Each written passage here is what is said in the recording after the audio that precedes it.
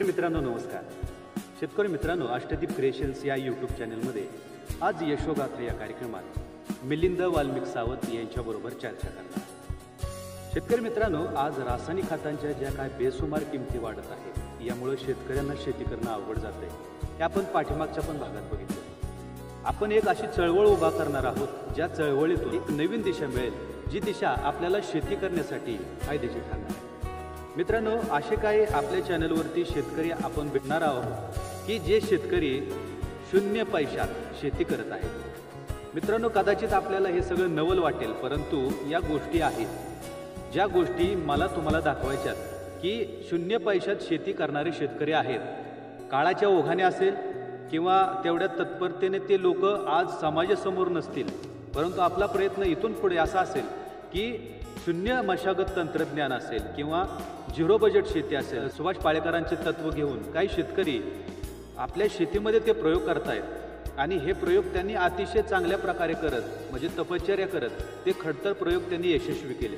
तर असेच आपल्याबरोबर आज आहेत मिलिंद सावंत सर, जे नोकरी पण करतात, परंतु त्यांनी देशी गायच्या माध्यमातून असेल, जीवामृतच्या माध्यमातून असेल तर डाळिंब शेती अतिशय यशस्वी केलेली. तर या डाळिंब शेतीची यशोगाथा आज आपण जाणून घेणार आहोत. विश्वास बसला म्हणजे पाळेकर सरांनी हे जे सांगितलं, हे तत्वज्ञानावरती विश्वास कसा बसला तुमचा? विश्वास बसण्यासाठी सर्वात महत्त्वाचा मुद्दा होता की पाण्याची कमतरता आणि शेतामध्ये होणारा खर्च, जास्तीत जास्त होणारा खर्च, ह्या 2 गोष्टी ला पर्याय आम्हाला या नैसर्गिक शेतीमधून मिळाला. जसं की खर्च सगळ्यांनी विष्ठा स्वतः तयार करायचा असल्यामुळं खर्च शून्यावर येत होता आणि दुसरं पाण्याची आमच्याकडे असणारी कमतरता भरून काढण्यासाठी या तंत्रामध्ये ज्या काही गोष्टी शिकवल्या, जसं की झाडाच्या मुळीपासून पाणी लांब लांब देत जाणे, आच्छादन करणे, जीवामृताच्या फवारण्या, याच्यामुळं पाण्याचं जे काही लागणारं प्रमाण ते खूप कमी लागतंय. मग या 2 कारणामुळे आपण या तंत्रावर जास्त विश्वास ठेवला आणि वळालो. बरं, इतर शेतकऱ्यांच्या शिवारावरती भेटी देत होता का तुम्ही? हा, ते नेहमीच चालू असायचं. सरांची पण शिवार फेरी वर्षातून 2-3 ठिकाणी असायची आणि जसं आपल्याला समजेल परिसरामध्ये कोणी नैसर्गिक शेती करतंय तर त्या ठिकाणी जाऊन आपण त्या शेतकऱ्यांचं मार्गदर्शन, प्लॉट व्हिजिट करत होतो. बरं, आता खताचं नियोजन कसं असतं याचं?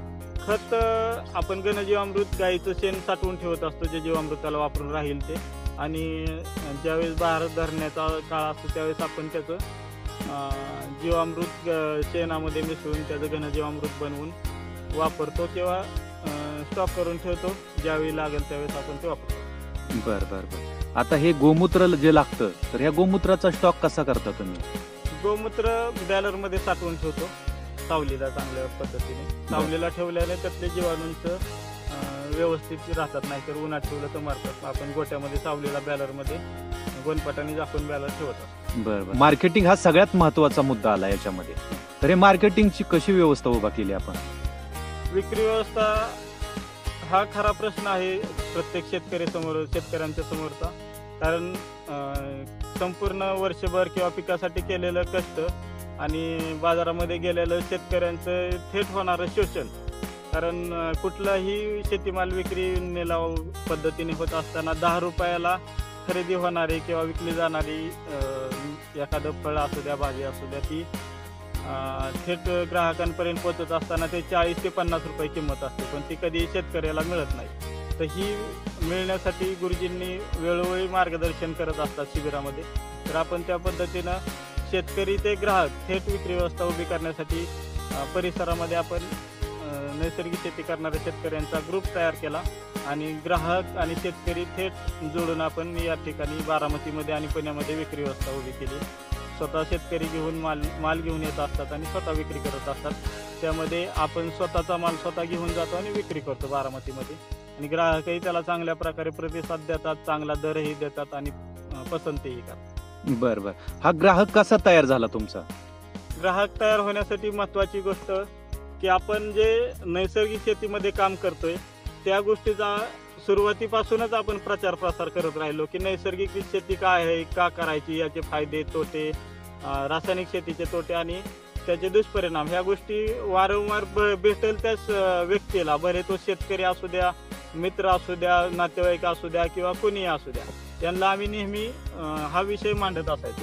पण हा मांडत असताना ग्राहक म्हणून ज्यांनी आमच्याकडे पाहिलं त्यांनी आमच्या संपर्कात राहिले, आम्ही त्यांच्या संपर्कात राहिलो आणि मागणी एकमेकाची पाहून त्याप्रमाणे आम्ही उत्पादनं तयार करायला चालू केली. ग्रुपच्या माध्यमातून वेगवेगळी पिकं निवडून दिली आणि ग्राहक जोडत गेलो.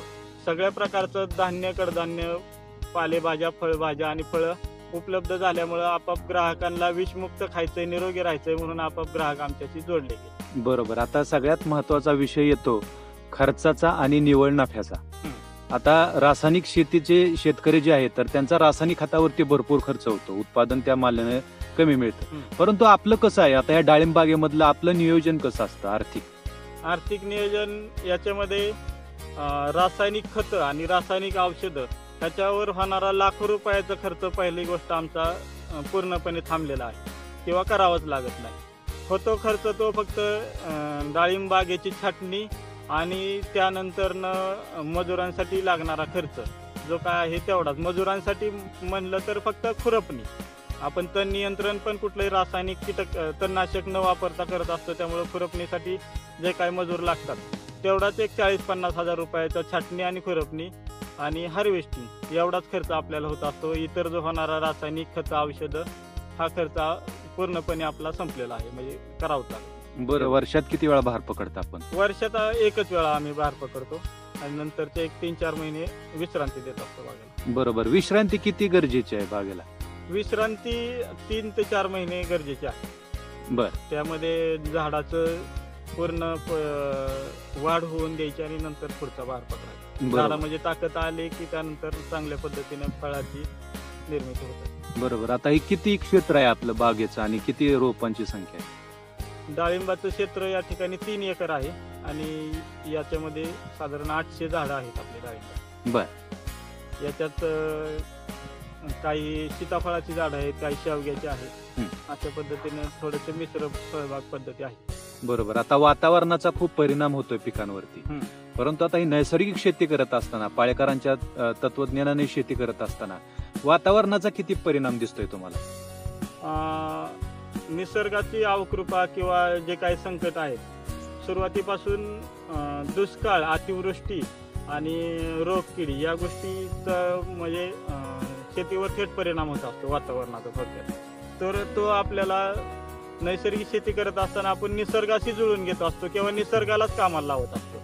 तर निसर्ग हे आपाप आपल्या पिकांचं संरक्षण करत असते. अतिवृष्टी झाली तरी आम्हाला कुठला त्रास होत नाही, कारण जमिनीमध्ये आमच्या भरपूर गांडुळांनी सच्छिद्रता निर्माण केलेली असल्यामुळे पाणी कुठं साठत नाही, त्यामुळे बुरशी, किडी आम्हाला त्रास देत नाहीत. किंवा दुष्काळ पडला तरी आच्छादन बागेमध्ये असल्यामुळे आपाप बाष्प खेचलं जाऊन पाण्याचं जे काही शॉर्टेज आहे ते आपाप भरून निघतं किंवा झाडांवर खूप मोठ्या प्रमाणामध्ये ताण येत नाही किंवा झाडं मरत नाहीत. दुष्काळ आणि अतिवृष्टी यातनं असं वाचत असतो. आणि इतर जे काही वातावरणाचे परिणाम आहेत किंवा डाळिंबामध्ये येणारा तेल्या रोग आहे, हा नैसर्गिक शेती करत असल्यामुळे आपल्याला आजपर्यंत जाणवला नाही. किंवा गुरुजी अनेक वारंवार सांगत असतात की तेल्या आमच्या बागेमध्ये आणून सोडा तरी आम्हाला भीती वाटत नाही किंवा ती काळजी करायची गरज नाही, कारण झाडामध्ये प्रतिकारशक्ती एवढी चांगल्या पद्धतीने निर्माण होत असते नैसर्गिकरित्या.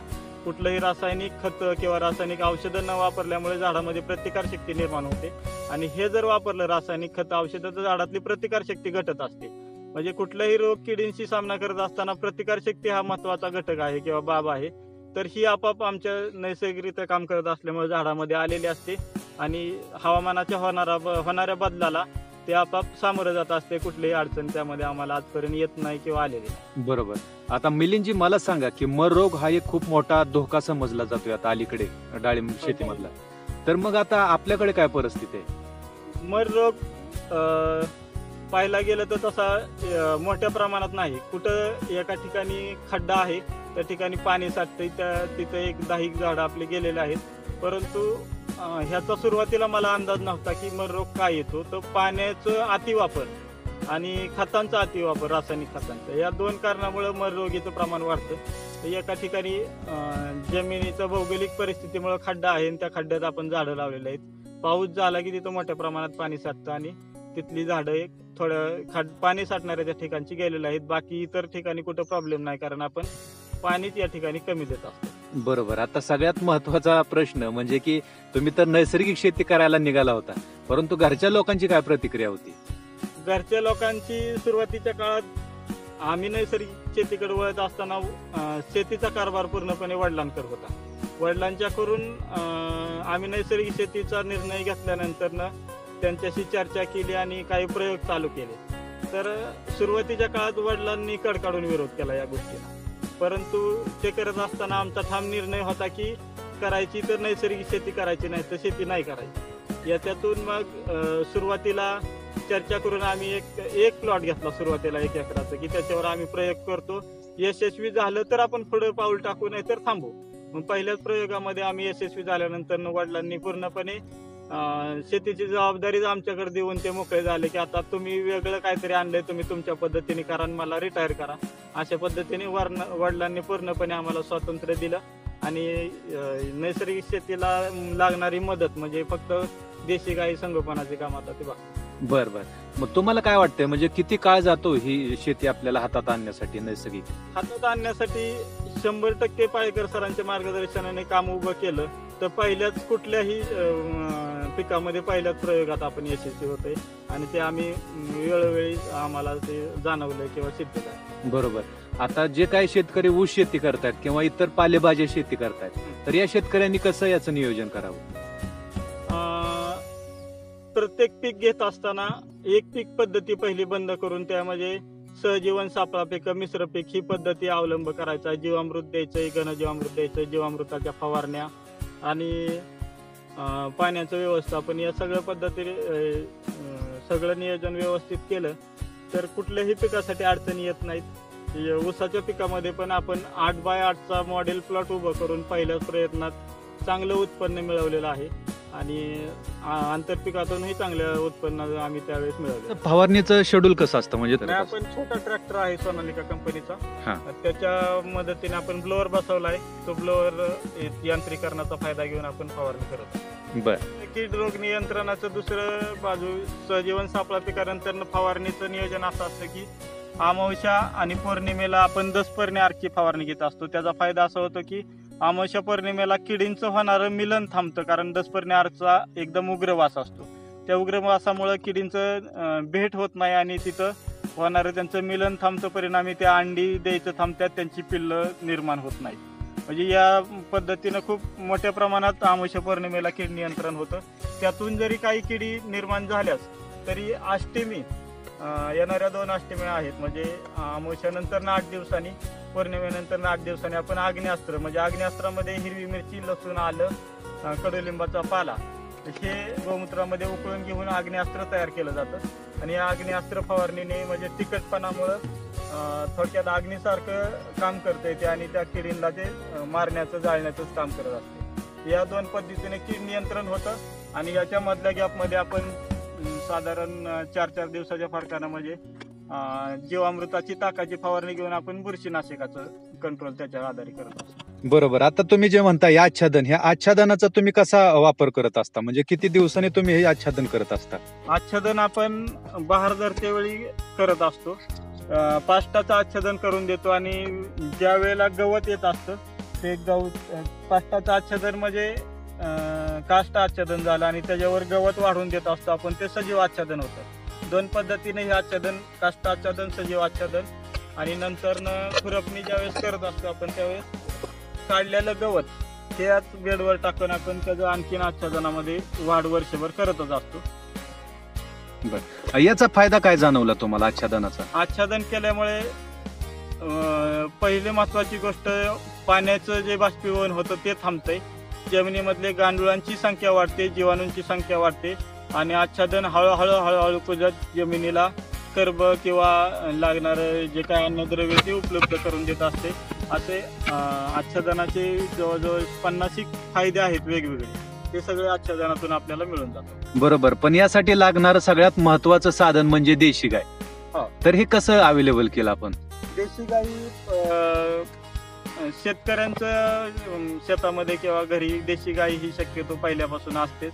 त्या पद्धतीने आमच्याकडे एक खिलार गाई होतीच आणि 4 जर्सी गाई होत्या. पण ज्यावेळेस आपण पद्मश्री डॉक्टर सुभाष पाळेकर सरांचं मार्गदर्शन घेतलं, शिबिर ऐकलं, त्यावेळेस विदेशी गायी आणि देशी गायी यातला फरक लक्षात आला आणि आपण त्या जर्सी गायी विकून टाकल्या आणि फक्त देशी गायी त्यावेळेस पासून आपण सांभाळत आहोत. आणि आता आमच्याकडे 5 देशी गायी, त्यामध्ये 3 खिलार आणि 2 गीर गायी आहेत. बर